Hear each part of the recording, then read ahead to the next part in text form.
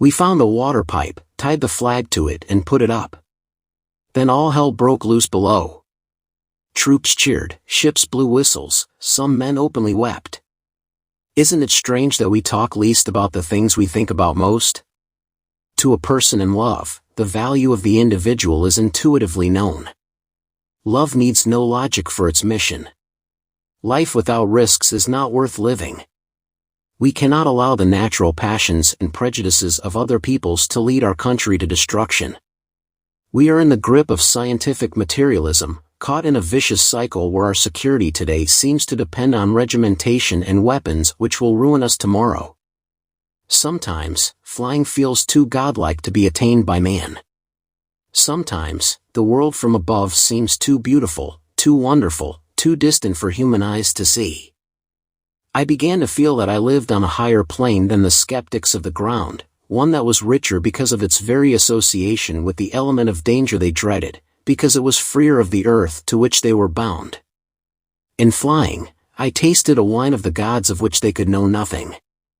Who valued life more highly, the aviators who spent it on the art they loved, or these misers who doled it out like pennies through their ant-like days? I decided that if I could fly for 10 years before I was killed in a crash, it would be a worthwhile trade for an ordinary lifetime. Flying has torn apart the relationship of space and time. It uses our old clock but with new yardsticks. What freedom lies in flying, what godlike power it gives to men. I lose all consciousness in this strong unmoral space crowded with beauty, pierced with danger. I'm not bound to be in aviation at all. I'm here only because I love the sky and flying more than anything else on earth. Of course there's danger, but a certain amount of danger is essential to the quality of life. I don't believe in taking foolish chances, but nothing can be accomplished without taking any chance at all. I would rather live one day in Maui than 1 month in New York. Accuracy means something to me. It's vital to my sense of values.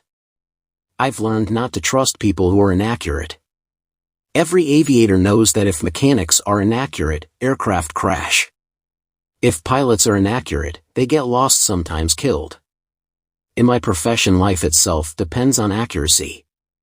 Is he alone who has courage on his right hand and faith on his left hand? Science, freedom, beauty, adventure, what more could you ask of life?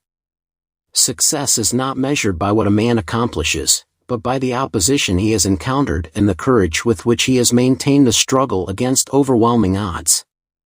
Whether outwardly or inwardly, whether in space or time, the farther we penetrate the unknown, the vaster and more marvelous it becomes.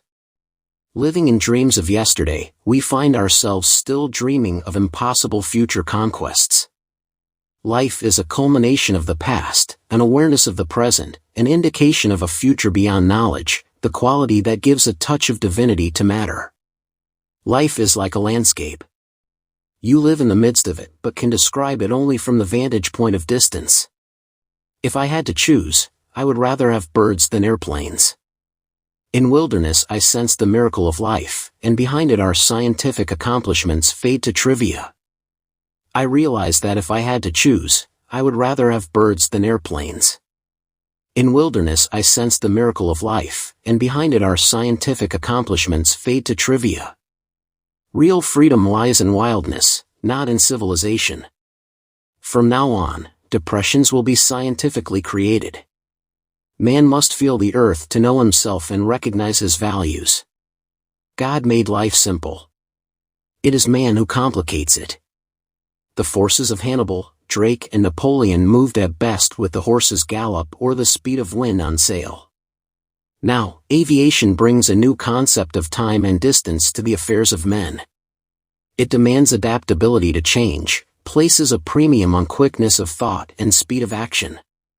It is the greatest shot of adrenaline to be doing what you have wanted to do so badly.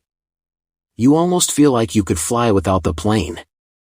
Under the Federal Reserve Act, panics are scientifically created. The present panic is the first scientifically created one, worked out as we figured, a mathematical equation. My aging body transmits an ageless life stream. Molecular and atomic replacement change life's composition. Molecules take part in structure and in training, countless trillions of them. After my death, the molecules of my being will return to the earth and sky. They came from the stars. I am of the stars. I saw a fleet of fishing boats. I flew down almost touching the craft and yelled at them, asking if I was on the right road to Ireland. They just stared. Maybe they didn't hear me. Maybe I didn't hear them. Or maybe they thought I was just a crazy fool.